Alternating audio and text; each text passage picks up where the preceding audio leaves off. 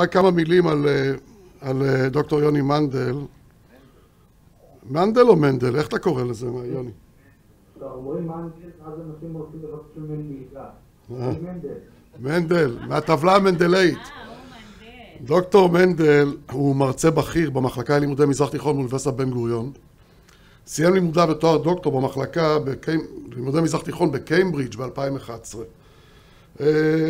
הוא אדם שקולו נשמע. התחום שלו, הוא לימד במחלקה לפוליטיקה וממשל, קורס בנושא שפה, פוליטיקה וקונפליקט.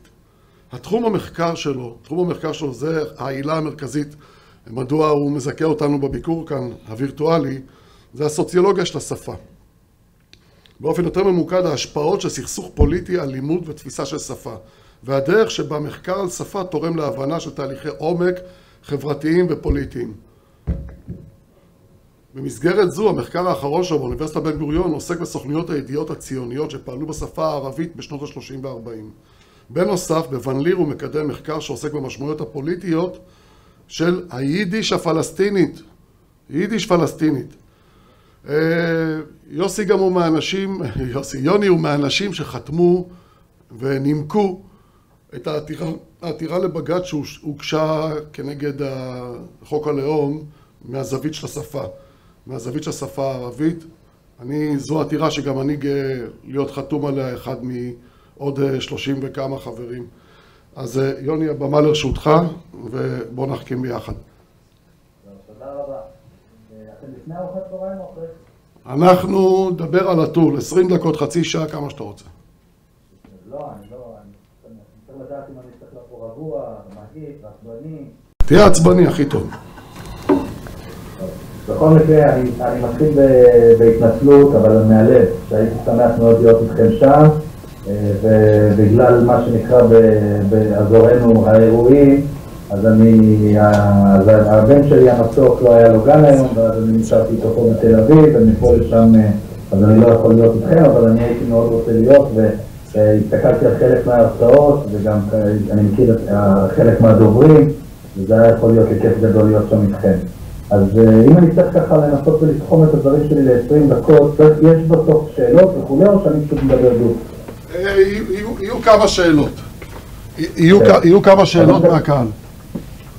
אוקיי, אז אני רציתי להגיד, יש שני נושאים עיקריים שרציתי לדבר עליהם. אחד הוא בעצם מעמד הערבית היום, כמה קווים לדמותה של הערבית, מאפיינים, יחס אל הערבית, ואחר כך באמת לנסות ביחד איתכם לדמיין את אותו מרחב משולב, ואז לנסות ולדמיין את אותו מרחב משולב ולחשוב מה צריך להיות המקום של הערבית, והאם בכלל אפשר שיהיה מרחב משולב בלי שהמקום של הערבית ישתנה. ובגלל שהתותחים רועמים וכו', אז חשבתי להתחיל עם איזושהי דוגמה שקשורה בזה, פשוט רק ציטוט שקראתי היום של ראש הממשלה נתניהו מפייסבוק, ולפי דעתי זה קשור, וזה לא, באמת שזה לא עניין עכשיו של ליכוד או עבודה, בגלל שפשוט אני חושב שזה נושא שהוא קשור לנושא שאני מדבר עליו היום. אז אני ראיתי ציטוט שככה סטטוס שעלה בפייסבוק, שבו נכתב ששאלו את אחמד טיבי לפני איזושהי תקופה, אם במלחמה על עזה, ממשלת מיעוט שבתוכה נמצאת הרשימה המשותפת, האם הם עומדים להפיל את הממשלה הזאת או להישאר בה. ואחמד טיבי ענה, וללא ספק אנחנו עומדים להפיל את הממשלה הזאת, אנחנו לא לוקחים חלק במתקפות על עזה, משהו בסגנון הזה, וראש הממשלה חתם את הסטטוס שלו במילים, ממשלת מיעוט שתלויה במפלגות הערביות שווה סכנה לביטחון ישראל. עכשיו, זה לא רק בנימין נתניהו. אנחנו יודעים שהמפלגות הערביות אף פעם לא היו חלק מהקואליציה בישראל. מ-1948 ועד היום, אנחנו כבר 71 שנה, היו 3 שנים שבהם הייתה תמיכה מבחוץ של אחת המפלגות הערביות, אבל אף פעם לא הייתה לנו קואליציה שבה המפלגות הערביות לוקחות חלק. במילים אחרות, ולכן אמרתי, זה לא נתניהו, במילים אחרות, הערבים אף פעם לא שיחקו תפקיד לגיטימי, אף פעם לא היו חלק לגיטימי, מקובל, טבעי כביכול, מהמערכת הפוליטית בישראל, והרבה פעמים היחס אליהם, כמו לדוגמה הסטטוס הזה, להתייחס אליהם גם בתור איזשהו משהו שלא ניתן לסמוך עליו, איום, מפחיד, טרור, סכנה וכו'. אי אפשר יהיה להתעלם מהעובדה שגם הערבית כשפה שילמה מחיר של היחסים האלה שבין יהודים לערבים, ואני אתאר כאן מיד מבחינת קווים לדמותה. במילים האחרות, תהליכים שעברו על היחסים שבין יהודים לערבים בארץ במאה השנים האחרונות, והיחסים שהתגבשו בתוך ישראל כמדינה מ-48 עד היום, השפיעו גם על השפה הערבית. אז אם יש יחס אל החברה הערבית בארץ, גם כדבר שצריך להיזהר ממנו, כדבר שלא ניתן לסמוך עליו, כדבר מפחיד, כדבר מאיים, שלא לדבר על העולם הערבי שבו אנחנו נמצאים, יש את הסיסמה הזאת וילה בג'ונגל, שזה משהו שגם אהוד ברק חתום עליו וגם בנימין נתניהו חתום עליו, אז כביכול גם שמאל וגם ימין. אז אנחנו וילה, והג'ונגל הוא ג'ונגל של ערבים. ובתוך הסיטואציה הזאת לא קשה להבין מדוע במחקר שעשו לפני כ10 שנים, גם במוסאווה וגם במכון נגד גזענות, גילו שכשיהודים שומעים את השפה הערבית, אחת התגובות הראשונות שיש להם זה פחד, ואחת התגובות הראשונות שיש להם זה שנאה. אז אני אנסה ממש לקצר ולהגיד שאחת הבעיות או אחד הקשיים שמתמודדת עם השפה הערבית בארץ, זה הזיהוי הזה שלה. שפה שמזוהה עם ביטחון, שפה שמזוהה עם משהו מפחיד, שפה שמזוהה עם משהו מאיים. אנחנו יודעים את זה הרבה פעמים, עושים מחקרים, מה אתה מרגיש כשמישהו מדבר לידך ערבית וכו'. אבל זה מאפיין שחשוב להגיד אותו, הערבית לא נחגגת על ידי כל היהודים בישראל. יש, לא ניכנס עכשיו במספרים או לאחוזים, אבל יש אחוז לא מבוטל מהיהודים בישראל, שכשהוא שומע ערבית, בא הראשון שלו מפחד איום וכו'. נושא נוסף שהשפה הערבית לא נתפסת כשפה פרקטית. היינו, בתוך מערכת היחסית שנוצרה בתוך ישראל. היהודים, כשהם רוצים לדבר עם יהודים, הם מדברים כיסית. כשהם רוצים לדבר עם ערבים, הם מדברים בעברית. לא נוצר מצב של דו-לשוניות יהודית. זאת היחידה שנוצרה היא דו-לשוניות ערבית. מה שאומר שהיהודי שחי בארץ, ושואל את עצמו, אני כחי ערבית או לא, הרבה פעמים הוא אומר, רק כבר אני אוכל לעשות עם הערבית הזאת. לסוריה אני לא נוסע, ללבנון אני לא נוסע, למצרים תחוויז כל 10 פעמים תקבל פעם אחת. ואם אני כבר, לרמאללה אסור בכלל לנסוע, לעזה אסור להיכנס וגם המצב שם הוא קטסטרופה. ואם כבר אני עושה את המאמץ ונוסע לאום אל-פחד לסכנין, העברית שלהם טובה יותר מהערבית שלי. אז מה אני צריך בכלל להשקיע ולהתמודד עליו? זו הופכה לשפה שהיא לא פרקטית. דבר שלישי, זו שפה שבגלל חוסר הפרקטיות האזרחית שלה, משנות ה-50, התחילה להיות תחת שפה שמי שבעיקר תמך בה או השקיע בה, היו גופים כמו יועץ ראש הממשלה לענייני ערבים, הממשל הצבאי, חיל המודיעין. היינו זו שפה שלאט לאט התנתקה מהקשרים יומיומיים, מהקשרים אזרחיים, מהקשרים חברתיים תרבותיים, ופתאום הקש או הסיבה העיקרית למה צריך ללמוד ערבית הייתה אותם המקומות. אנחנו צריכים חוקרים, אנחנו צריכים מתרגמים, אנחנו צריכים מאזינים, אנחנו צריכים יועצים, אנחנו צריכים פרשנים. פחות אנחנו צריכים אותה כדי להתקיים במקום הזה, כדי לחיות פה, כדי להיות חלק ממנו. ואפשר גם לראות שזו סיבה ותוצאה, ההתנתקות מהערבית וההתנתקות בערבית ככלי לפצח את המזרח התיכון, הוביל לזה שאנחנו מסתכלים על המזרח התיכון כווילה בג'ונגל, או מסתכלים על עצמנו בתור איזושהי חומה מול ברבריות אזורית וכו'. כמובן שצריך להגיד גם משהו על יהודים בערבית, או יהודים ממוצא מזרחי, או יהודים הערבים, שעל זה יש די הרבה מחקרים.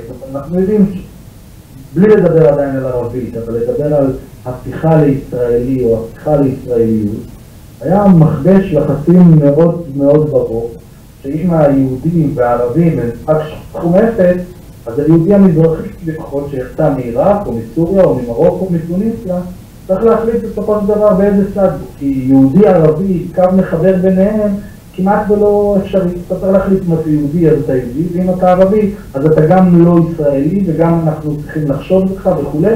ואני חושב שיש על זה גם הרבה מחקרים שהתרומה שלי אליהם אולי הקשר השפתי, אבל מיהודה שאינם שערבני, דרך השוחט, סמי שלום שטרית, ורבים אחרים, גם צעירים שכתבו על זה, שדיברו על זה, עיתונאים, יוצרים, שרון תחרילי גם אצלכם, אז בטח יכול לספר בזה יותר.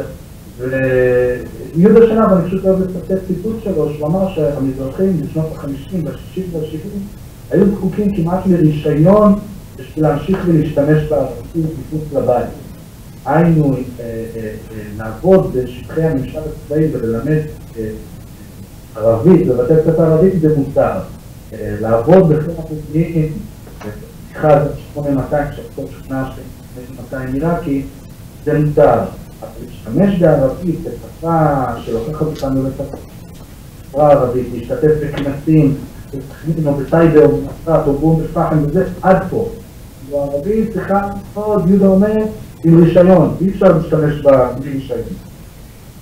אחר כך יש לנו גם קווים, אני עדיין בקווים מותר, אחר כך שתי נקודות. שפה שהפכה להיות כמעט דלתים. היינו, אם אנחנו למדנו ערבית בבית ספר, כאן למדתם, הגישה השלטת, גישה ערבית, פילולוגית, דרמטית, שיפוטית, המטרה היא את התחביר של השפה, קצת כמו שלימדו ערבית במספרות בגרמניה במאה ה-19. וזה לא מפתיע, בגלל שזה באמת הבסיס של הוראת השפה בארץ, שהתגבש בתקופת המנדט, ואחר כך אחרי 48. את המכון למדעי המזרח, שהוא המקום הכי חשוב בהוראת ערבית המזרח והאסלאם בארץ, שהוקם ב-1926, הקימו 10 אנשים, מתוך 10 אנשים, כמה יהודים מזרחים וכמה יהודים אשכנזים, 10 יהודים אשכנזים, כמה מתוכם מגרמניה, 9 יהודים גרמנים ואחד שהוא חוקר של ערבית קלאסית מאוניברסיטת קיימברידג'. הוא אומר שבתוך התחום הזה של הוראת ערבית, לימודי ערבית, לימודי מזרח, אסלאם, וכמובן אני לא מזלזל בכלל בידע של חוקרים חשובים, פרנקפורט או מברלין או מבריטל, אבל בתוך התחום הזה שנוצר כאן בארץ, היה מעין קופי-פייסט מאירופה לישראל או מאירופה לפלסטין, בלי להתייחס לזה שיש כאן גם יהודים דוברי השפה הערבית שהם לא עברו הכשרה אירופאית. יש גם ערבים פלסטינים שהם דוברי השפה הערבית שהם לא עברו הכשרה פילולוגית גרמנית. אבל לא היה להם מקום בהתגבשות של השפה הזאת, בדרך של ההוראה של השפה הזאת. ודבר אחרון, זו שפה עם מעט דוברים. זה אומר שאם בשנות ה-50 וה-60 היו לנו מעל 50% מהתושבים בארץ הזאת, ידעו ערבית או כשפה ראשונה או כשפה שנייה. כמובן אנחנו מתייחסים גם לערבים אזרחי ישראל וגם ליהודים שעלו מארצות האסלאם וארצות ערב. המצב היום, לפי הסקר האחרון שעשינו ב-2015, זה ממש על הפנים, פחות מ-2.4% מהיהודים בישראל אמרו שהם יכולים לכתוב פסקה או אימייל קצר בערבית, ופחות מ-1.4% אמרו שהם יכולים לקרוא מאמר קצר בערבית, וכמעט 0% יכולים לקרוא ספר בערבית. כמובן, כתובים מצטרפים ליהודים שהם נולדו בארץ. אנחנו בכוונה הוצאנו מהנתונים יהודים שהם בני 70 או 80 ואולי הגיעו לארץ אחרי בית ספר תיכון בארצות ערב. מבחינת יהודים שנולדו בארץ הזאת, מצב הערבי על פנים, ממש מצב לא טוב, ויש לנו גם כמובן עניין עם משרד החינוך פה, זה משרד שבאיזשהו מקום מקדש את השיטה הערבית, הפילולוגית, כמעט לא נותן מקום למורים ערבים או לגישות חדשות להיכנס וכו'. אז זה היה ככה ממש קצה המזלג להגיד משהו על המאפיינים של הערבית. וכשאני מסתכל עליכם שלכם, וראיתי נגיד הרצאה של חברים משתי מדינות מולדת אחת, ואת הסרט לבנטיני, ועוד הרצאה על כוח החיים משותפים, ועוד ועוד. ברור לנו שיש קשר מאוד גדול בין היחס לחברה הערבית, לתרבות הערבית, לבין היחס לשפה הערבית. זאת אומרת שאם אני רוצה לחיות עם האזור הזה על תושביו הערביים בשלום, בצדק ובשוויון וללא יחסי הכוח הקיימים בהם עכשיו, מן הסתם יהיה לזה גם השפעה על המקום של השפה הערבית בתוך הדבר. לא ניתן יהיה בעצם לדמיין מרחב, קראנו לזה מרחב משולב. מרחב משולב, מה שאני מבין זה אין מרחב משולב שהוא לא משתלב.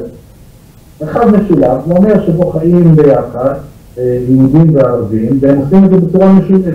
היינו לא יד אחת מקופצת יד שנייה, או המדינה הזאת שייכת לצד אחד ולא שייכת לצד אחר, אלא שיש מרחב שבו כולם מרגישים בו בבית.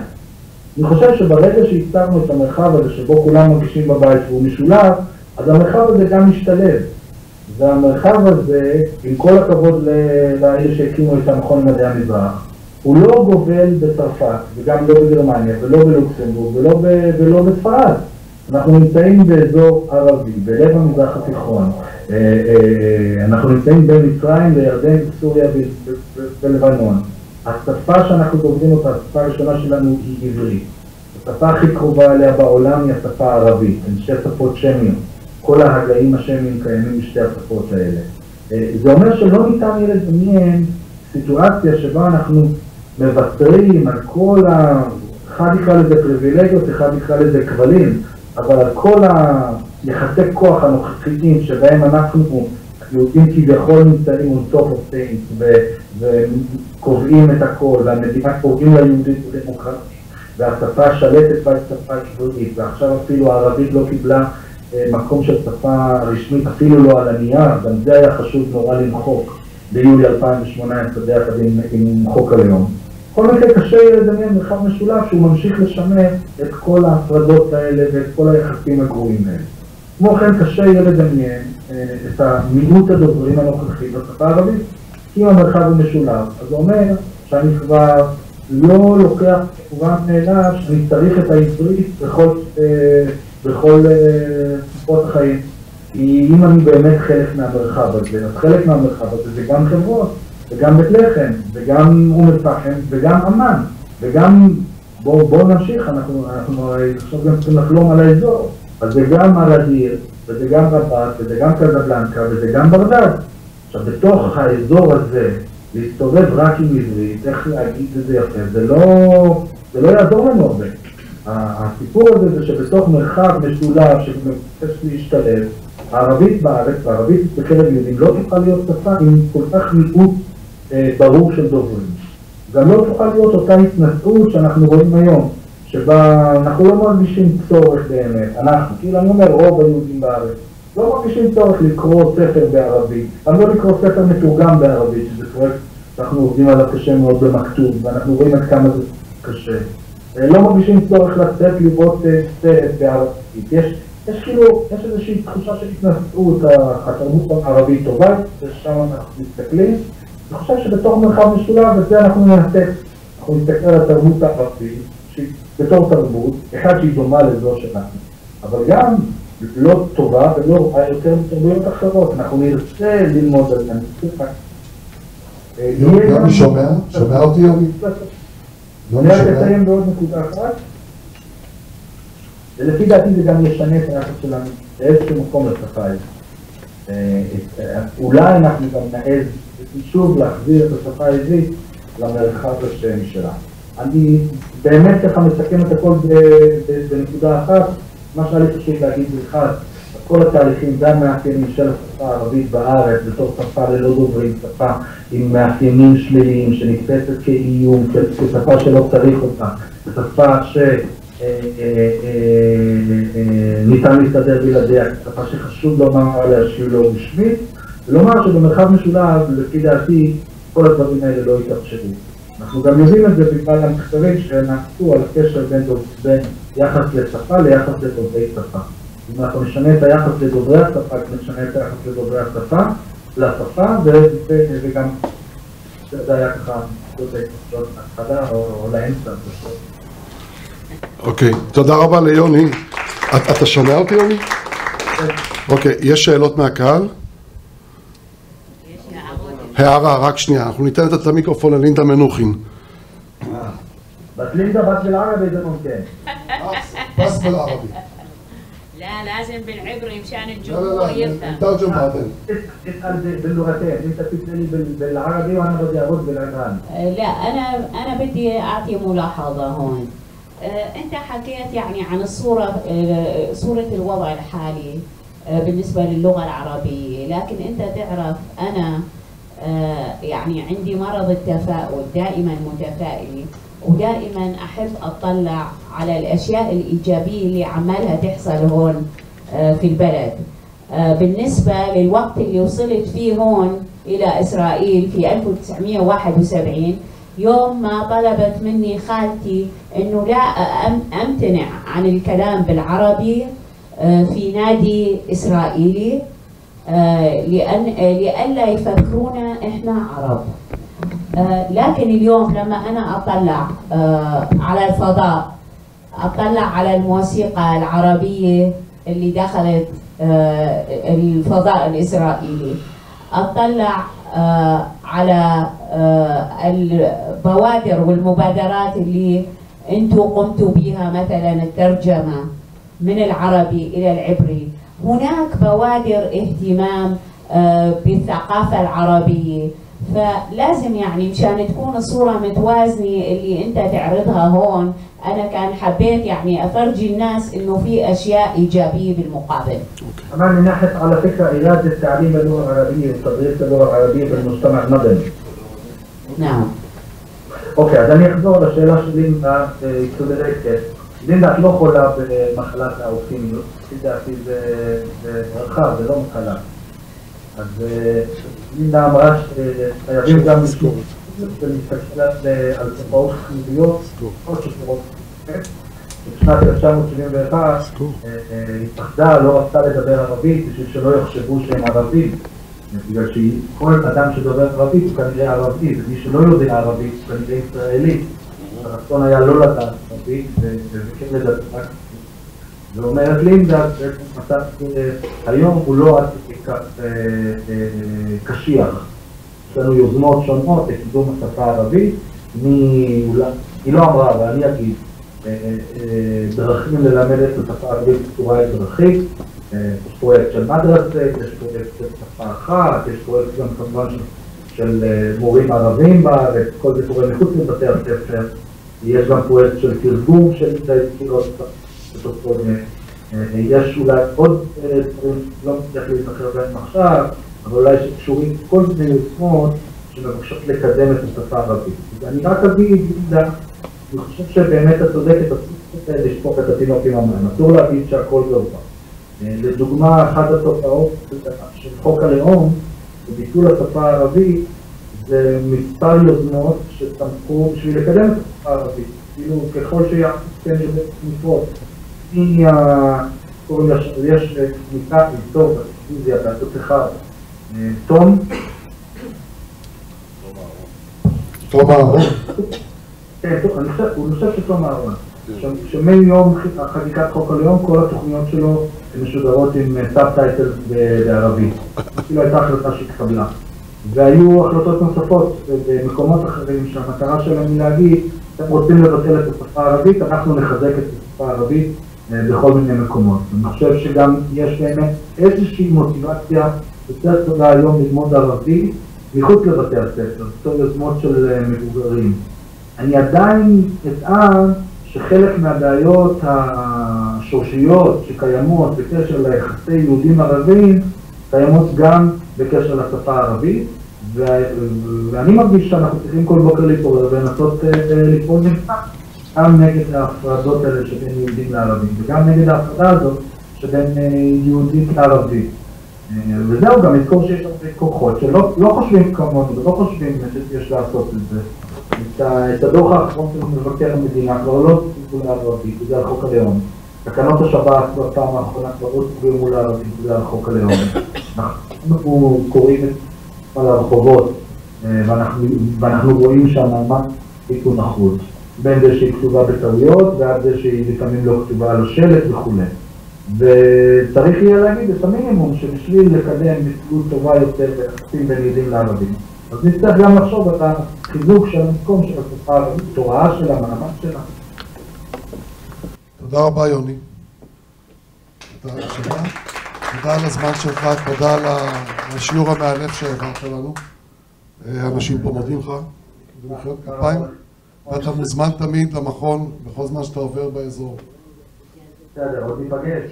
אינשאללה. תודה יוני, להתראות.